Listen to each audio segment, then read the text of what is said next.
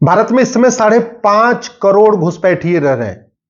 5 करोड़ घुसपैठिए तो 2017 में थे जब मैंने पीआईएल फाइल किया था। अभी 2023 आ गया है। चूंकि घुसपैठियों का आना बंद नहीं हुआ है और जो घुसपैठिए यहां हैं उनकी जनसंख्या खुद भी बढ़ रही है, तो इस समय लगभग 5.5 करोड़ हो चुके हैं।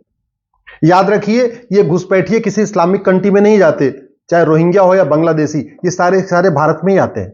ये पाकिस्तान नहीं जाते, अफगानिस्तान नहीं जाते, सीरिया नहीं जाते, ईरान नहीं जाते, इराक नहीं जाते, सोमालिया नहीं जाते, ये सारे सारे भारत आते हैं क्योंकि इनको प्लान्ड वे में बसाया जा रहा है भारत की डेमोग्राफी बदलने के लिए। और भारत की डेमोग्राफी बदल भी गई। शायद आपको नहीं पता है, भारत के 9 राज्यों में हिंदू खत्म हो चुके हैं, 200 जिलों की डेमोग्राफी बदल चुकी है, 300 तहसीलों की डेमोग्राफी बदल चुकी है। हम ये कह सकते हैं कि भारत में 300 गाजा पट्टी है, इजराइल में 1 गाजा पट्टी है और भारत में 300 गाजा पट्टी है। और तू मैं करने से, आरोप प्रत्यारोप करने से, नूरा कुश्ती करने से, बतौलेबाजी करने से, भाषण देने से घुसपैठिए न जाएंगे, न घुसपैठियों का आना रुकेगा। आज भी बॉर्डर पे 2000 रुपए देकर घुसपैठिए अंदर आते हैं, 2000 रुपए कॉमन सर्विस सेंटर वाले को देकर आधार बनवा लेते हैं, फिर दलाल को पकड़ते हैं, 2000 रुपए देते हैं, राशन कार्ड बनवा लेते हैं, फिर दलाल को पकड़ते हैं, 2000 रुपए में बर्थ सर्टिफिकेट बनवा लेते हैं, फिर 2000 रुपए 3000 रुपए में जाके दलाल को पकड़ के ड्राइविंग लाइसेंस बनवा लेते हैं, और जब 4-5 डॉक्यूमेंट हो जाता है फिर दलाल को पकड़ते हैं, 2-3 हजार रुपए देते हैं, उनका वोटर आईडी बन जाता है। तो आज की डेट में भारत में जितने घुसपैठिए हैं उन सब के पास 4 डॉक्यूमेंट 5 डॉक्यूमेंट हो चुका है। घुसपैठियों को निकालने के लिए कठोर कानून बनाने की बजाय कांग्रेस ने 1985 में सिटीजनशिप एक्ट को बदल दिया, इसमें सेक्शन 6 से जोड़ दिया। पूरे देश के लिए कट ऑफ डेट जो है नागरिकता की 1947 है, लेकिन यह कानून यह कहता है कि जो असम में कट ऑफ डेट 71 है। अब दिक्कत यह हो रही है कि पूरे देश के घुसपैठिए जब पकड़े जा रहे हैं तो वो कहते हैं जी हम असम में 71 के पहले आ गए थे। कोई बॉर्डर पे कोई ऐसा कोई कार्ड तो मिलता नहीं है, कोई वहां पे सीसीटीवी तो है नहीं जहां से पता चले कि कौन सा घुसपैठिया कितने बजे आया, कौन से दिन आया।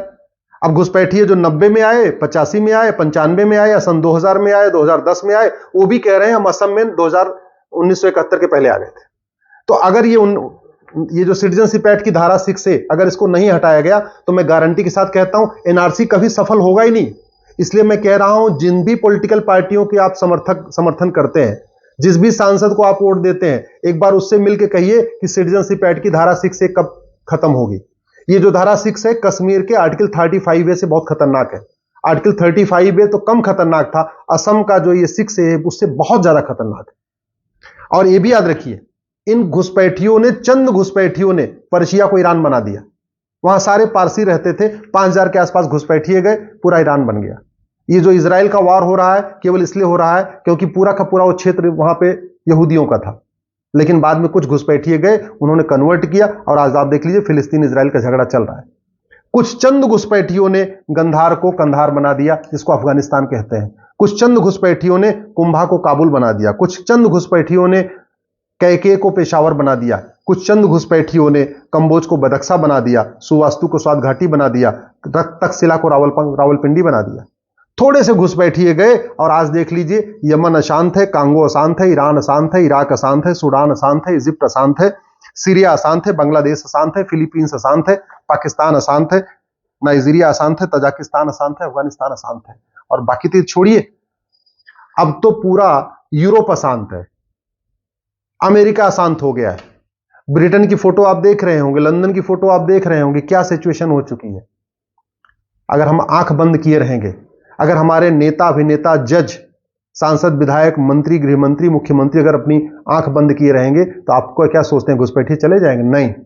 सठे साठ्यम समाचरित, भय बिन होय न प्रीत, लोहा लोहे को काटता है, यह सिद्धांत अपनाना पड़ेगा। सबसे पहले घुसपैठ को देशद्रोह घोषित करना पड़ेगा, और जितने घुसपैठिए मिले उनके खिलाफ देशद्रोह का मुकदमा दर्ज करना पड़ेगा। घुसपैठ को राष्ट्रीय सुरक्षा के लिए खतरा घोषित करना पड़ेगा, और जो घुसपैठिया मिले उसके खिलाफ एनएसए लगाना पड़ेगा, जिससे एनएसए लगने का फायदा यह है 1 साल तक जमानत नहीं होगी।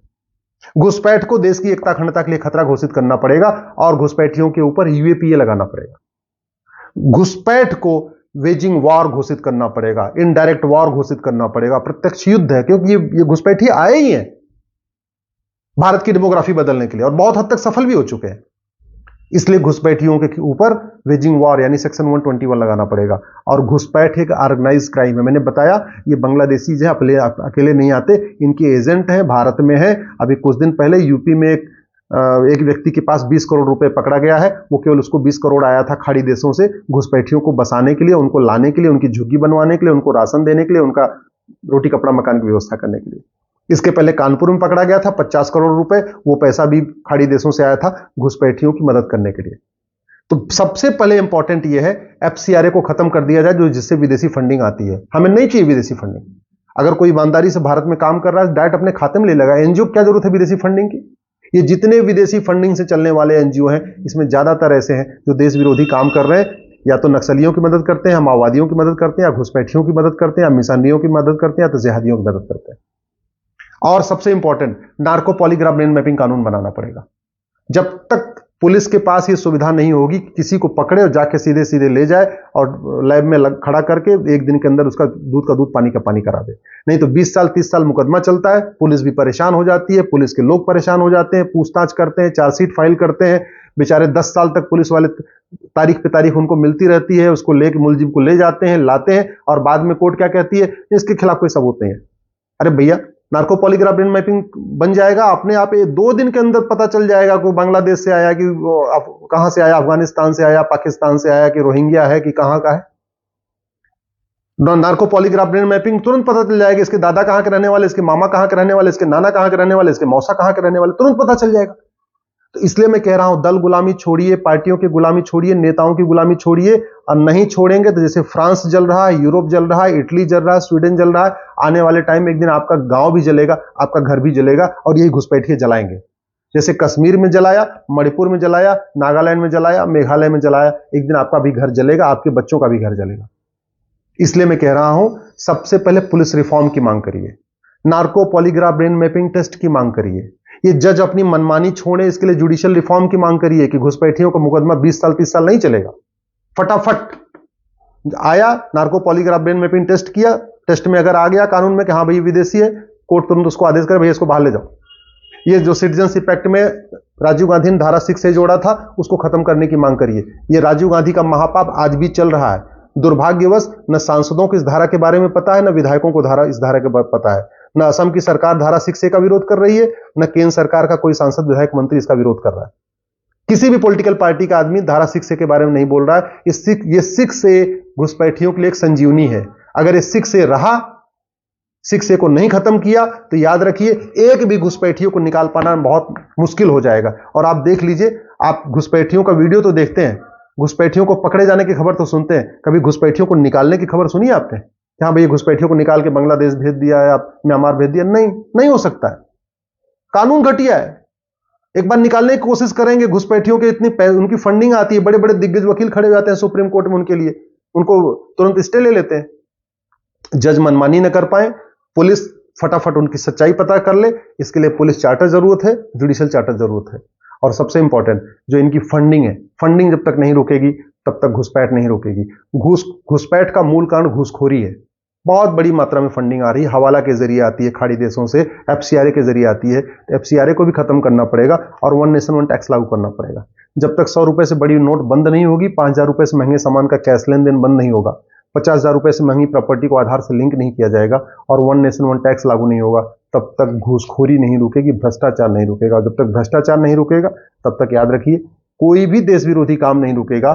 चाहे माओवाद हो, चाहे नक्सलवाद हो, चाहे घुसपैठ हो, चाहे धर्मांतरण हो, चाहे जिहाद हो, चाहे सड़क के किनारे अवैध निर्माण हो, चाहे अवैध मजार हो, चाहे अवैध दरगाह हो, कोई भी काम नहीं रुक पाएगा जब तक भ्रष्टाचार नहीं रुकेगा। इसलिए मैं आपसे निवेदन करता हूं, अपने बच्चों के भविष्य की चिंता करिए।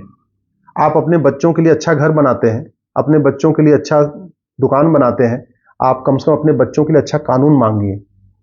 नेताओं के बतौलेबाजी करने से किसी समस्या का समाधान नहीं हो सकता। डॉक्टर बहुत अच्छा हो, जब तक दवा अच्छी नहीं होगी बीमारी ठीक नहीं होगी। ड्राइवर बहुत अच्छा हो, जब तक गाड़ी अच्छी नहीं होगी यात्रा सुरक्षित नहीं होगी। इसी तरीके से मिस्त्री बहुत अच्छा हो, जब तक सीमेंट बालू अच्छा नहीं होगा घर सुरक्षित नहीं होगा। ऐसे ही शासक बहुत अच्छा हो, प्रधानमंत्री अच्छा हो, मुख्यमंत्री अच्छा हो, लेकिन जब तक कानून अच्छा नहीं होगा तब तक किसी समस्या का समाधान नहीं होगा। इसलिए कानून बदलने की मांग करिए, इसके लिए आवाज उठाइए।